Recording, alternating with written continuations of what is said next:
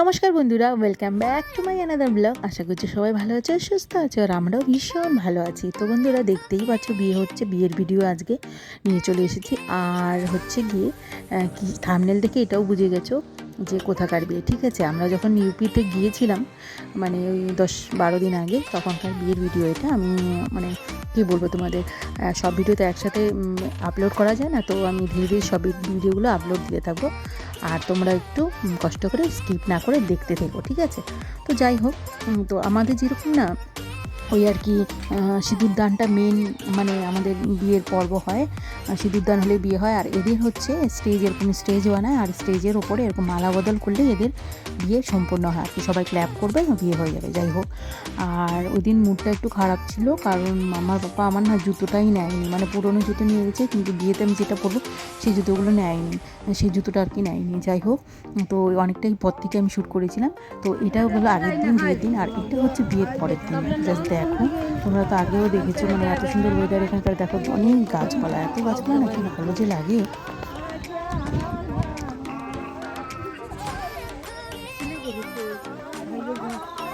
हम लोग सिलीगुड़ी से है, गए थे कल। ও যে কোনো সমাজেরই অনেক কিছু রীতি রিবাজ থাকে, তো যাই হোক এটা এক ধরনের ওনাদের রীতি। দেখো ওখানে যেন কি করবে, চলো দেখতে থাকো। এই দেখো,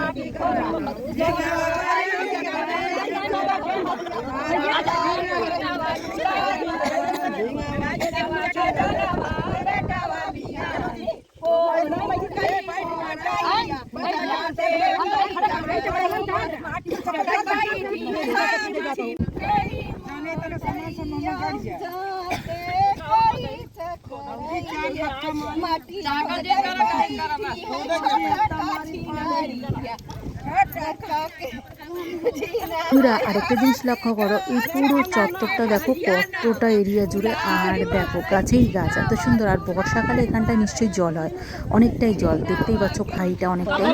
যাই হোক, এইটা রীতি রিবাজগুলো এখন দেখো তোমরা, বেশি কথা বলছি না।